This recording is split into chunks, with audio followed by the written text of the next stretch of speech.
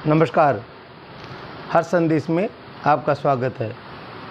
मैं विनय जोशी। नेपाल में जो आगजनी हुई, उपद्रव हुआ, सत्ता का परिवर्तन हुआ, उन सबको लेकर भारत में भी कई लोगों के मन में नरेंद्र मोदी के खिलाफ लड्डू फूट रहे हैं।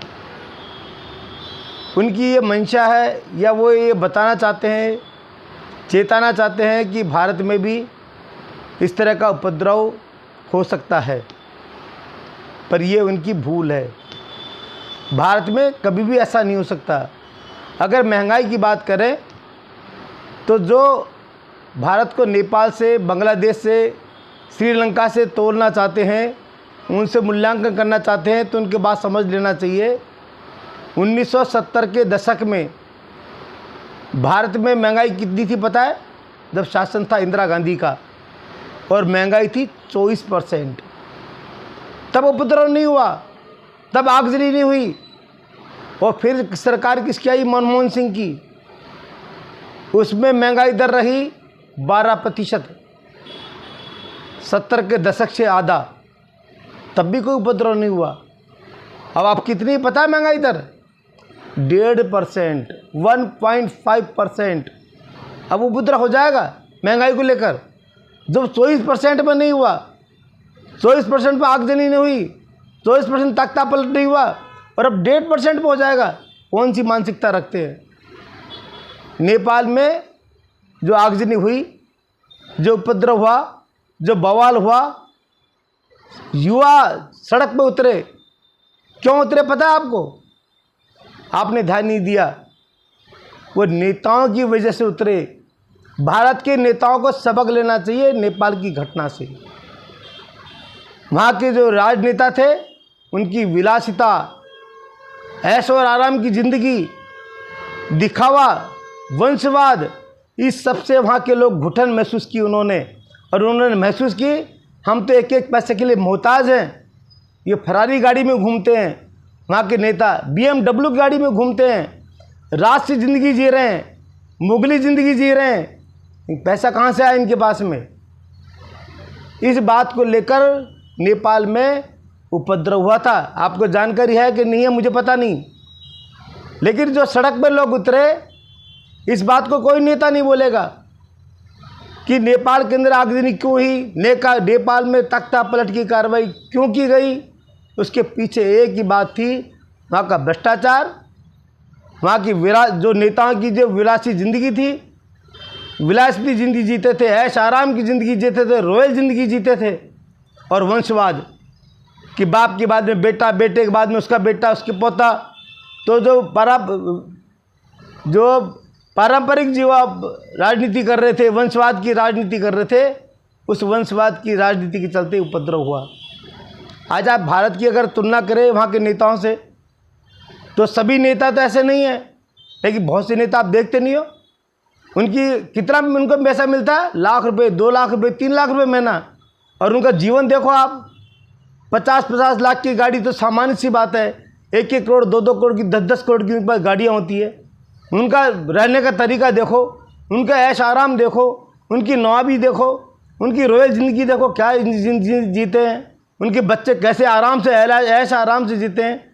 भारत में स्कूल का प्रिंसिपल हो, या स्कूल का सीनियर फर्स्ट ग्रेड का अध्यापक हो, या कॉलेज के लेक्चरर हो, कॉलेज के प्रिंसिपल हो, हज़ारों लाखों लोग ऐसे हैं जिनकी वेतन 1 लाख से लेकर 3 लाख के मध्य में है। और उनका जीवन और MLA MPO का जीवन देख लो आप, कितना फ़र्क है। वेतन लगभग बराबर है दोनों का, लेकिन जीवन शैली कितनी हाई है यहाँ के नेताओं की। तो जो नेताओं को सबसे बड़ी सबक है नेपाल। उनको यह समझना चाहिए कि साधारण ज़िंदगी जियो, भ्रष्टाचार मत फैलाओ, वंशवाद मत करो, तो युवा भी सड़क पर नहीं आएंगे। युवा जब सड़क पर क्यों आएगा? जब अपने आप को कुंठित महसूस करेगा।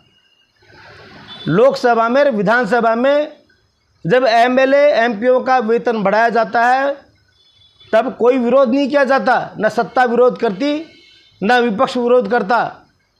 सब सहमति से बढ़ा लेते हैं, इसके मतलब सब एक है। इनकी जब विलासिता ज़िंदगी होती है और आम जो मतदाता है वो विलासिता की ज़िंदगी जीते हैं, उसमें कितना फ़र्क है।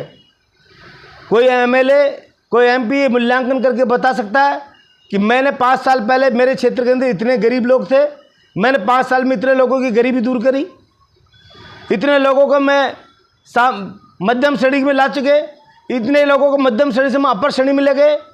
इनके पास कोई आंकड़े हैं, कोई बायोडाटा है? इसके लिए कोई काम करते हैं? कोई राजनेता, अधिकांश राजनेता काम नहीं करते। अधिकांश, मैं 100-200, 500 नेताओं की बात करता हूँ, वो बस में बैठना, उनके परिवार के लोग बस में बैठना दुर्भाग्य मानते हैं, अपनी शान के खिलाफ मानते हैं। ट्रेन में बैठना अपनी शान के खिलाफ मानते हैं, वो हवाई जहाज में बैठ के जाते हैं, और उसमें बिजनेस क्लास में, सर्विस क्लास में नहीं बैठते, बिजनेस क्लास हवाई जहाज में बैठते हैं। उनका बस चले ना। और अधिकांश लोग तो क्या कर लिया, बहुत से नेता तो खुद ने अपना विमान खरीद रखा है। तो आप जब विलासिता की ज़िंदगी जियोगे तो पब्लिक में एक दिन आपके प्रति फान आएगा, क्रोध आएगा। नेपाल इस बात की सबसे बड़ी सबक है कि नेताओं सावधान हो जाओ, भ्रष्टाचारियों सावधान हो जाओ, वंशवादियों सावधान हो जाओ। जो वंशवाद करेगा, जो भ्रष्टाचार फैलाएगा, जो दिखाव की ज़िंदगी जिएगा, उसकी एक दिन दुर्गति होनी है। और उसके हम क्या करते हैं, हमारे भारत में क्या करते हैं, हमारे भारतवासी, भारत के युवा आगजनी को प्रोत्साहन नहीं देते। वो क्या, वोट के माध्यम से उनको नीचे पटकते हैं, सत्ता से बाहर कर देते हैं उनको। अब आप देख लीजिए, भारत में जितने भी वंशवादी पार्टियां हैं, धीरे धीरे साइड में होती जा रही है। जिसने भी वंशवाद को प्रोत्साहन दिया, जो पार्टी वंशवादी हैं, जो अपने पिता से बेटे पे, बेटे से पोते में जा रही है, वो सारी पार्टियां धीरे धीरे साइड में लग रही हैं, ख़त्म होती जा रही हैं। यही है सच्चा लोकतंत्र और यही मैसेज है। पर भारत में आप सोचो तो उग्रवाद हो जाएगा, आगजनी हो जाएगी, तख्ता पलट हो जाएगा, ऐसा भारत का नागरिक कभी नहीं है। पार्टी आएगी जाएगी, आज जाया है पार्टी, कल नहीं है, पर देश हमेशा रहेगा। ये भारत के लोगों में हमेशा बात भरी हुई है, कूट कूट कर।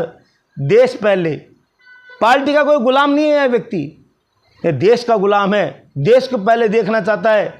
इसलिए जो सपने पाल के बैठे हैं ना कि कभी भारत में नेपाल जैसी स्थिति होगी या बांग्लादेश जैसी स्थिति होगी, वो एक ख्वाब देखना बंद कर दे और ये ख्वाब देखें हमें युवाओं को कैसे आगे बढ़ाना है, हमें कैसे वंशवाद को ख़त्म करना है, हमें भ्रष्टाचार को कैसे ख़त्म करना है और साधारण ज़िंदगी जीना है। यही नेपाल का संदेश है। धन्यवाद, नमस्कार।